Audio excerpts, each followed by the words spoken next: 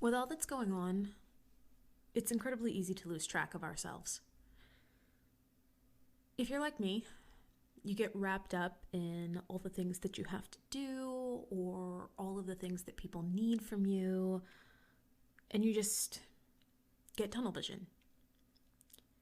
You consistently feel like you need to meet others' needs before you can meet any of your own. Everything else is important and everything else comes first. Until, that is, you just realize one day that you've fallen completely by the wayside. For some of us, it doesn't happen at all. For some, it doesn't happen very often. But for most of us, often or not, it happens. And whether it's a lot or little, not letting ourselves fall apart at the expense of others' comfort is something that we need to be reminded of often. So today serves as your reminder. I'm Ariana Bradford, and this is the NIAM Project Podcast.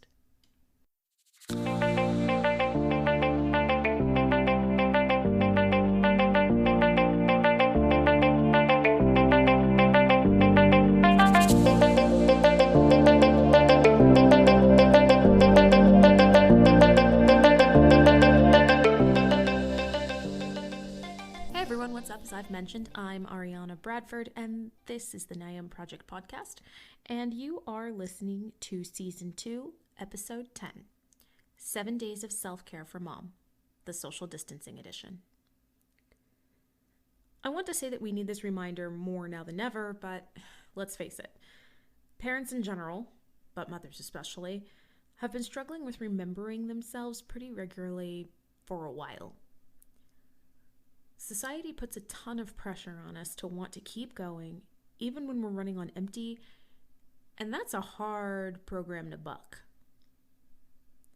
Thankfully, we have people like Alissa out there to help us get into a different mindset, one that supports the notion that we need to be as worried about our own comfort as we often are about the comfort of others. Yeah, so my name is Alissa Lopez, and I was a nanny for 9 years, all throughout college and high school. So, for 9 years, I watched working families, particularly working moms, struggle to balance family and work on a daily basis while trying to manually organize their partners, their kids, and their nannies as well. So, after watching moms struggle to balance family and work and also struggle with prioritizing their own personal needs, I decided to launch Families Do, which is a family work life balance coaching program that I recently launched this year. And my mission is to help families create a better balance between the work that they need to do, the family time that they want more of, and the personal care that they've been neglecting for years.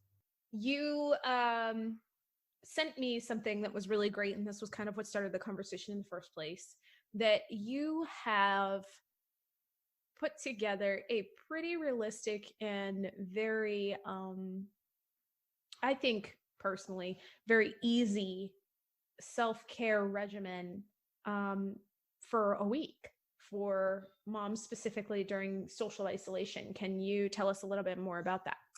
Yes. So right now, as everyone knows, with this social distancing, all of these school closures that are going on right now, the pressure and the overload is way more intense than ever before, particularly with moms. They're not only, I don't even have to speak to this, but moms are not only doing all the mom jobs they were already doing, they're also learning to be homeschooling teacher while doing everything, cooking 24/7, all the other jobs.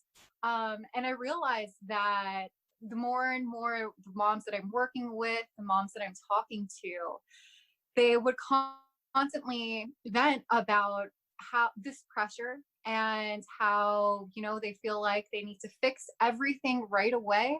They need to make that perfect schedule for their family right away, make it all perfect, fix parents are being expected to adjust so quickly as all these changes have happened so quickly. So I realized that moms truly been putting themselves on the back burner during this time. It's easy for moms to do that on the daily. When I feel like when you become a mother, your needs they immediately go last, right? Your kids are first, your family's first. The need to provide and try to be perfect gets in the way of prioritizing your personal needs. So that's why during this time, I created 7 days of self-care for mom, social distancing edition, to help moms take a small step of prioritizing their personal care every day. And it's not like the traditional take a bubble bath or put a face mask on, even though that's great. These are self-care practices specifically for parents, specifically during social distancing, like delegating more and some practices to do that. Some taking time for yourself, creating that morning routine that gets your day going, focusing on you before you focusing on anyone else. And this, I called it 7 days of self-care for mom, but it really is an adjustment, and it's a guideline. And it could be 7 days, it could be 2 weeks, it could be like a month-long process. I've gotten some moms on this. Some of them completed 7 days, some of them, started halfway through, life gets in the way. But what's really important is just that you make the adjustment to prioritize your self-care at a time where you have more jobs than ever. That is crazy true. Like, we're definitely balancing a lot more than we were before. And it seems almost like we shouldn't be, right? Because on the surface, we're just balancing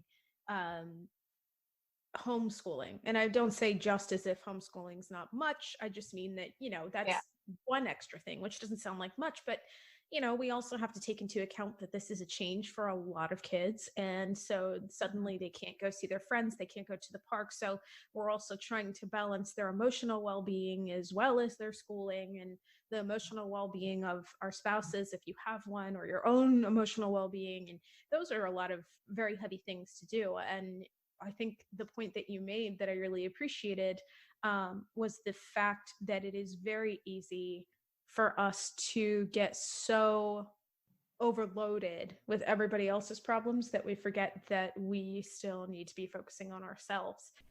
So this was also an article, the link for which is in the show description. But for those of you who want a quick rundown of the program Alissa has devised, here it is. Right now, the first day, I really put it in a sequence to lead parents through, particularly moms, but to lead them through making these small steps to prioritize personal care. It's a process, right? So the first one, day one, is do one thing this morning that makes you feel good before doing anything for anyone else. So that could be anything, whether it's like grabbing a cup of coffee and drinking it while it's hot, or just walking outside in the morning, breathing in the fresh air before you do absolutely anything for anyone else, before you get your kids' breakfast going, get them dressed. Just do one thing for you because it's you time. And that is a very, very small step, a very small morning routine that I think will help moms recognize that they're important and their needs matter, even if it's the smallest way. So day two built on that. And day two is about delegating. Delegating one thing that you usually do for others. It could be a small task like kids can do without supervision, whether it's sweeping or setting the table. If you have an older kid or a partner, maybe it could be a bigger task like taking over making dinner or folding the laundry. The point is to ask for help, especially during this time with all the pressure that's going on, the overload that's happening. Asking for help right now is an extremely accessible thing to do. It's really hard. Moms struggle with it on the daily. But at this moment, your family members are here for you, right? Hopefully everyone's at home. So your family members are home, maybe, and it doesn't have to be your immediate family in your home. It could be grandma, grandpa, wherever they're living. It could be a friend. It could be your old babysitter. but getting help from your new coworkers, those people who are in your house, is really important. So delegating is day 2. And then day 3, it's about thinking about 3 activities that you do alone for yourself that make you feel happy, relaxed, energized, inspired, whatever way you like to feel. And pick one that you can do today and create a habit of it. It could be big things, it could be small things. For one mom that I was working with, for her, it was putting on a pair of jeans. It was putting on real pants for the day, during social distancing. For me, honestly, sweatpants have become my new uniform. But she mentioned that for her, this one small activity that made her feel good and energized was putting on real pants, because it set her day up for success. And moving on day 4, it's about recognizing how social distancing is making you feel through something artsy like painting, drawing, or clay. Could be anything, any type of art form or creation that you prefer. And the point is while you create, think about what activities in your life are making these feelings about social distancing stronger or weaker. They could be bad feelings like turning on the news. Maybe it's creating more anxiety for you. It could be good feelings, the fact that maybe you're having more family dinners than ever right now. Whatever those feelings are that social distancing is making you feel, create something to recognize it, and then use that creation as a reminder, to either alleviate and control those negative feelings or emphasize those good ones if they come along. And then day 5 is journaling. Journaling has to be in here because it's such a good practice. It's something that I, in my life, don't do enough of. And every time I do it, it's really enlightening. So for day 5, I put journal about your personal goals for getting through social distancing. Are they emotional, spiritual, health related? Now, then consider a simple activity that fulfills one of those goals and do it often. So whatever your goals are, pick one. You could have a long list, but it's about starting small. And then day 6 is make a list of 3 things you've accomplished this week.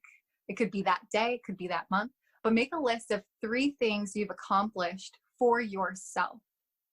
Soak in that feeling of accomplishment with a face mask or a deep conditioning treatment, something that makes you sit still for, maybe 5 to 10 minutes and soak in those good feelings of accomplishments and achievements, which is another thing that's really difficult for moms to do, is to recognize how much they're doing and how much they're achieving despite how much is left on that to-do list.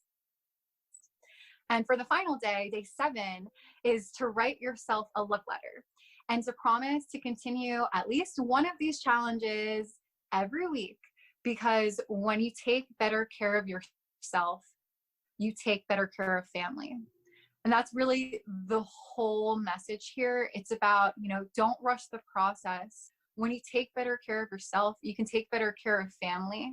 And I'll actually bring it into something that you had mentioned, Ariana, on one of your recent blog posts. You would mention to get through social distancing, allow yourself to break. And that really resonated with me. And I think it resonates with a lot of moms, because there is this grieving process that people are going through, whether they're ignoring it or not. There's all this grief around social distancing, that we can't see our family members. We can't have that birthday party. We can't see our friends anymore. And when you ignore that grief and you're out of control with those feelings, it's really difficult to be in control with your family or to mobilize. So it's this whole 7 days of self-care is about recognizing your feelings and your pressure triggers and prioritizing you despite everything else.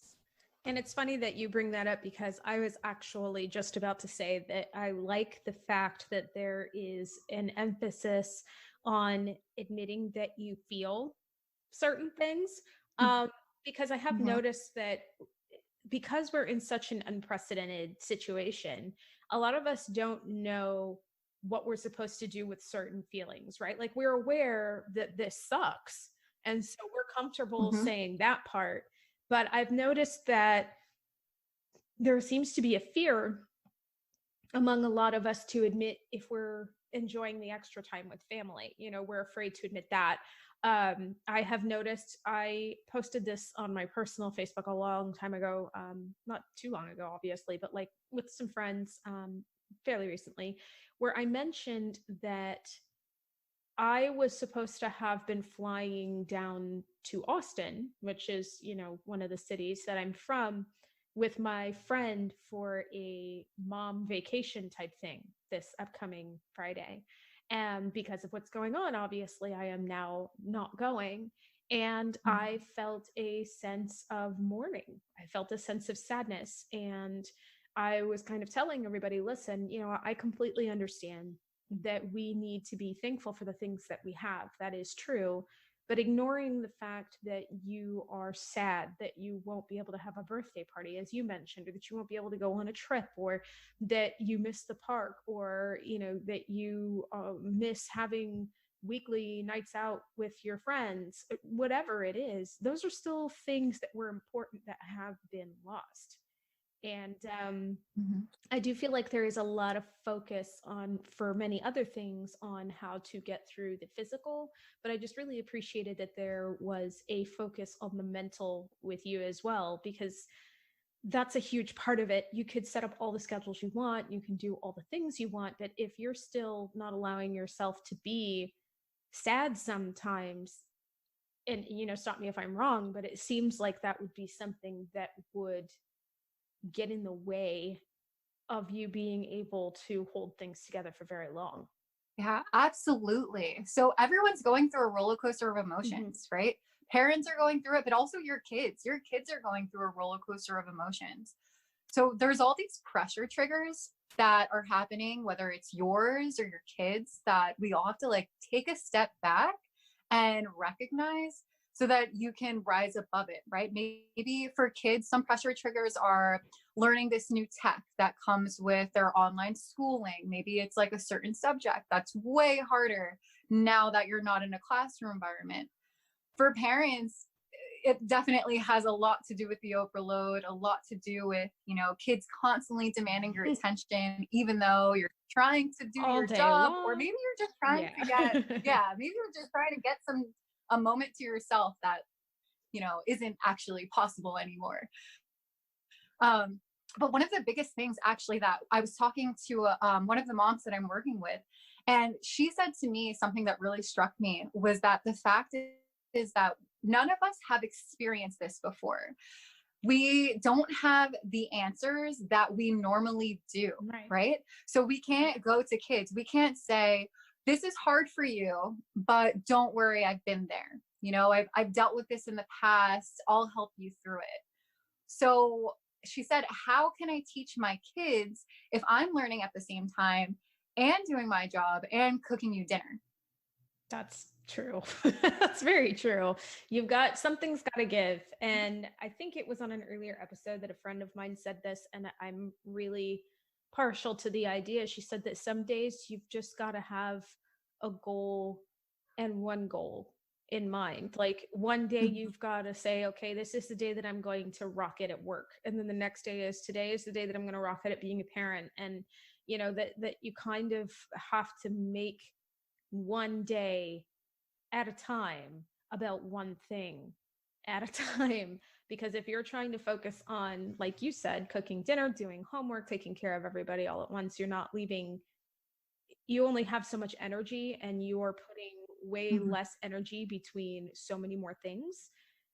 Whereas if you were to just go ahead and, focus on one or two things, you can put way more energy into one or two things and probably knock them out of the park, which is also good for your mental health in that situation. So now, Yeah. Creating that balance is so difficult.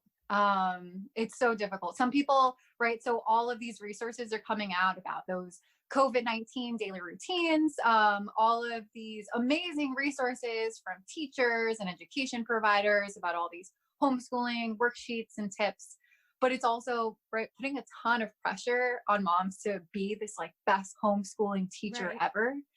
And it's making it even more difficult to create that balance. And like you said, to allow yourself to feel like, can I feel that I don't want to homeschool today? Homeschooling is really hard, and maybe like I'm not the Mhm. best at it. But then you go on all these like Facebook mom groups and everyone's just like, yay, homeschooling. Like, here you go. Here's everything you can do to be the best. It's so difficult to feel when there's all this pressure coming at it from all these different Right. angles. And yeah, starting with your emotions and your own feelings is the only way that you'll be able to mobilize and like regain control of not only your day, but like taking care of your family And to feel members. comfortable in your own emotions, right? Like I can also say Mhm. from the other side that there has been some discomfort because a lot of places have closed school for the rest of the school year. There's been some Yeah. discomfort with saying, in a way, I'm actually okay with this because I've liked having extra time with my Hmm. kids. People feel afraid to say that because they are afraid that they're going to be seen as people who are gloating or who are putting forth pressure or who are making things about being perfect when that's not at all what it is. It's their own emotions. And so that other side is not feeling confident in their own emotions either, because they're not letting themselves just say, no, you know what, I'm actually okay with this is fine for me, and it cannot be fine for you. That's fine, it makes no difference.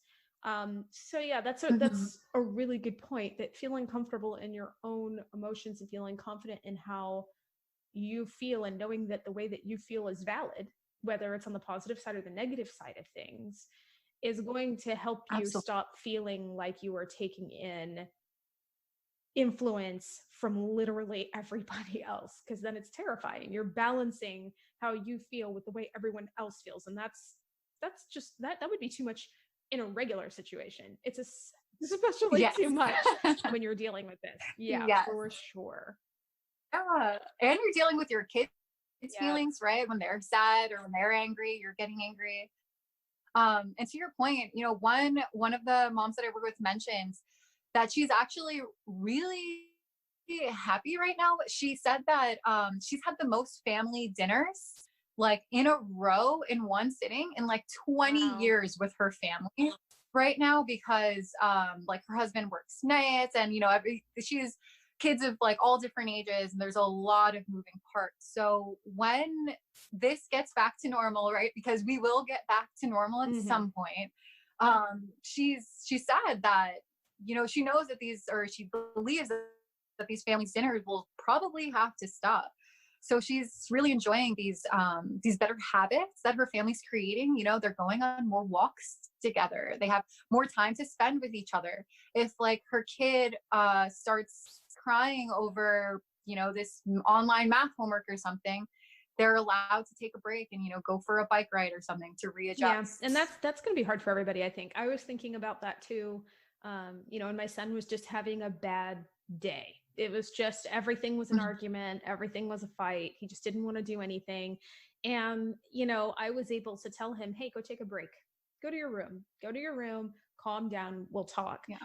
And I remember thinking, man, this is really going to suck when he's back in school, and we can't tell him, you need to calm down, go back to go to your room, or go sit down, or go take a break. Like, we can't do that. And it's so, and in that way, I think that is another emotion that kind of adds complexity to it, right? Like, I'm sure some people have been thinking, man, it's like one thing I've been seeing pretty much everywhere, even with people who don't have kids, is the concept of, man, I love working from home, or I appreciate Mm. working from home, or oh my gosh, I don't have to wear pants to work from home. And they're Yeah. like, this is going to suck when I go back to having to wear pants to work every day, So, And and commuting. commuting. Yeah. So, Yeah. there are so many complex things that are going through our heads right now. And that's why I think what you're talking about, that self-care aspect, is so important. And I love the fact that your self-care is not just about taking a bath, or giving Mhm. yourself a nap or reading a book, because those are all nice. But the fact is, if we're not also taking care of that mental process, then all we're going to do is wind up needing that other self-care more often because we're going to be stressed more often. So, yeah. Absolutely. Yeah. So, what I tried to do when I created this 7 days of self care for mom was also to think realistically about small changes that could really help you do every day easier. And it's about those small things and how self care comes in many forms. And it doesn't have to be that, that popular form right now where you see like all the infographics, like you just said, like go for a run, do this, do that. It could be things like delegating. Delegating is absolutely self care. Asking for help is self care. It's anything that helps you go through life easier, go through your feelings better. There's so many ways to implement self-care, and it doesn't have to be, a tiny activity for 5 minutes. It really can be a small routine or a small adjustment that you can do every day to prioritize your needs, because your needs are important, especially as moms. You're just constantly we're just constantly putting our needs on the back burner, and it's really not okay. It's not. That's asking for trouble. That's asking Mhm. to go through this in a much more painful, much more difficult way than Yeah. we could otherwise. Mhm. Absolutely. In the end, you can't forget that every part of your family is an important moving piece, and that includes you. If you fall, the whole damn thing falls apart. And so it's important that you keep those wheels greased, so to speak. Or, as Alissa puts it, I would suggest give yourself permission to prioritize you and give another mom or dad permission to do the same. I think it's really difficult to allow yourself to feel those feelings as parents, to think about yourself first, to recognize how you're feeling and how it's going to affect your day. So, giving yourself permission to prioritize you, whether it's through like a simple act of self care, whether it's through getting one of your coworkers, like your partner or maybe your grandma over Zoom, to help your kid through that homework section or play with your kid at a time where you can't be there. It's really important that we give ourselves permission to prioritize us at this time, where the pressure is just on. The overload is more overloaded than ever before. So take time to care for yourself, because when you take better care of yourself, you take better care of your family. And that's something I keep repeating because it's easy to forget. It's easy to push away those feelings. But when you start taking better care of yourself, you realize everything just falls into place and your energy changes. you can keep up with Alissa on Instagram. Her name on Instagram is families.do. Or you can follow her on Facebook and Twitter as Families Do. Or you can follow along with her on her website, familiesdo.com, where you can also find out more about her work-life balance coaching and her master classes that she's currently putting together. All of these links are in the show notes. The NIAM Project podcast was written and produced by me, Ariana Bradford. You can find out more about us on our website, weareNIAM.com, and on all social media under the name The NIAM Project. Don't forget to join our NIAM Project Facebook group to be able to talk with other moms and to talk about the podcast. And thanks a million to Alissa for her time today. We'll see you next time.